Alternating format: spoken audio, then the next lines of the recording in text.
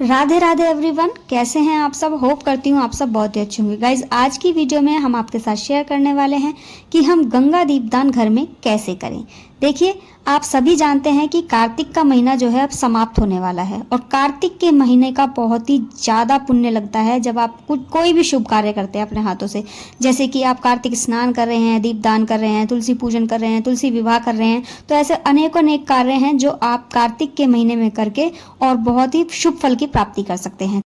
तो देखिए, यदि आप कार्तिक के महीने में दीपदान कर रहे हैं तो बहुत ही अच्छी बात है। अगर आप कार्तिक के महीने में किसी वजह से दीपदान नहीं कर पाए हैं तो कार्तिक की पूर्णिमा वाला दिन एक ऐसा आखिरी दिन होता है कार्तिक का, जिसमें आप दीपदान करते हैं तो पुण्य लगता है। और अगर गंगा जी के घाट पर आप जाकर दीपदान कर रहे हैं तो उसका महापुण्य फल मिलता है। और कार्तिक के आखिरी दिन मतलब पूर्णिमा वाले दिन को देव दीपावली के नाम से भी जाना जाता है और देव दीपावली के दिन दीपदान का बहुत ही ज़्यादा महत्व होता है। तो देखिए, आप अगर किसी वजह से गंगा जी के घाट पर नहीं जा पा रहे हैं, जिनके आसपास गंगा जी है तो वो तो जा सकते हैं, लेकिन जो किसी वजह से नहीं जा पा रहे या काफ़ी दूर है उनके घर से गंगा जी और वो नहीं जा सकते, लेकिन फिर भी उनके मन में है कि हम गंगा जी स्नान करें, हम गंगा जी के घाट पर दीपदान करें, तो वो घर पर ही मन और भाव की गंगा बना करके, कृत्रिम गंगा जी जिसे कहते हैं, और उसमें दीपदान आप कर सकते हैं। तो आज सारी जानकारी आपको इस वीडियो में मिलने वाली है कि कृत्रिम गंगा जी घर पर कैसे बनाएं, दीपदान कैसे करें और किस समय करें। तो देखिए, आपको क्या करना है। सबसे पहले आपको सुबह सुबह ब्रह्म मुहूर्त में उठना है। उसके बाद आपको करना है गंगा स्नान, क्योंकि आप गंगा जी के घाट पर दीपदान कर रहे हैं तो पहले आपको गंगा स्नान करना होगा।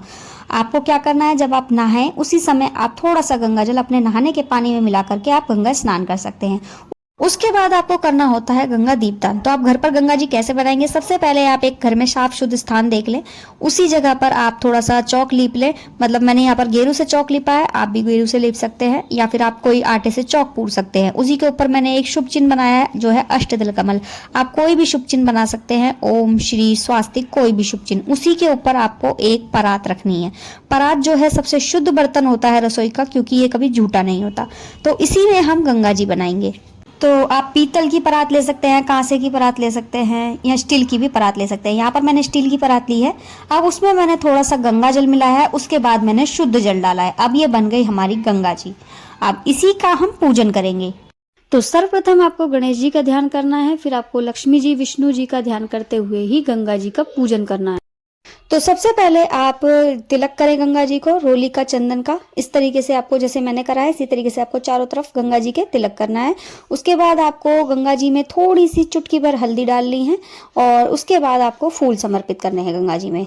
उसके बाद आपको वस्त्र स्वरूप कलावा समर्पित करना है गंगा जी में और उसके बाद आपको करना होता है दीपदान। तो दीपदान के लिए आप कोई भी शुभ वृक्ष का पत्ता ले सकते हैं, क्योंकि दीप हमें पत्तों से बनाने होते हैं।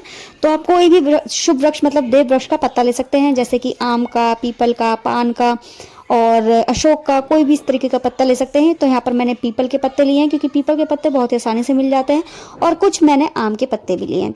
तो आप चाहे तो पत्तों से बने हुए दोने आते हैं छोटे छोटे, उनसे भी दीपदान कर सकते हैं। तो यहाँ पर सबसे पहले आपको पत्ते पर तिलक करना है, थोड़े से तिल रखने हैं, घी से भीगी हुई बाती रखनी है, उसके ऊपर थोड़े से फूल समर्पित कर दें, फिर इसको प्रज्वलित करके आप गंगा जी में छोड़ दें। तो आपको इस तरह से आप 5 कर सकते हैं, 7 कर सकते हैं दीपदान, 11 भी दीपदान कर सकते हैं, 21 भी दीपदान कर सकते हैं। जितनी आपका सामर्थ्य है आप उस हिसाब से दीपदान कर सकते हैं। तो यहाँ पर मैंने 5 दीपदान करे हैं, आप जितना मन चाहें उतने दीपदान कर सकते हैं। तो उसके बाद आपको जो है भोग समर्पित करना होता है। भोग में आप थोड़े से तिल का भोग जरूर लगाएं गंगा जी में। उसके बाद जो है यहाँ पर मैंने थोड़ी सी खीर समर्पित कर दी है गंगा जी को। उसके बाद मीठे में कुछ भी आप भोग लगा सकते हैं, मिश्री, चीनी या बताशा, कुछ भी आप गंगा जी को भोग लगा सकते हैं। यहाँ पर कुछ फल समर्पित कर दिए हैं मैंने गंगा जी को।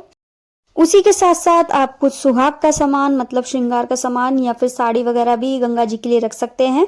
तो यहाँ पर मैंने एक साड़ी और थोड़ा सा श्रृंगार का सामान गंगा जी को समर्पित कर दिया है।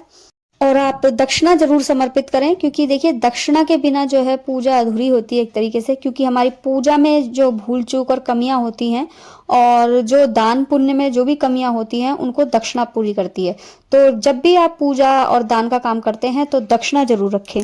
तो जितनी आपकी इच्छा हो आप उतनी दक्षिणा रख सकते हैं। उसी के साथ साथ आपको, अगर आपके पास मिठाई है भोग लगाने के लिए तो आप मिठाई भी रख सकते हैं, अगर नहीं है तो कोई बात नहीं, बिना मिठाई के भी आप इस पूजा को कर सकते हैं। उसके बाद आपको गंगा जी में जौ जरूर बोने हैं। जब आप सारी पूजा कर ले उसके बाद लास्ट में आपको गंगा जी में जौ जरूर बोने होते हैं। जौ बोने का अर्थ होता है कि जब कोई भी आप कार्य करने वाले होते हैं या कार्य करने के बाद आपको जो उसका परिणाम मिलता है वो बहुत अच्छा होता है, तो लोग कहते हैं ना कि शायद तुमने गंगा जी में जौ बोए होंगे इसलिए तुम्हारे साथ ऐसा हुआ है, मतलब बहुत अच्छा हुआ है। तो आप जब भी गंगा स्नान करने जाएं तो आप पूजन करते समय गंगा जी में जौ जरूर बोएं, क्योंकि ये बहुत ही अच्छा माना जाता है। और अगर आपकी कोई मनोकामना है तो उसे रखकर आप गंगा जी में जौ बो सकते हैं, तो वो तमन्ना भी, वो कामना भी आपकी जल्दी ही पूरी हो जाएगी। उसके बाद आपको आरती करनी होती है, तो आप आरती के लिए मिट्टी का दीपक भी ले सकते हैं जिससे आप गंगा जी की आरती करें।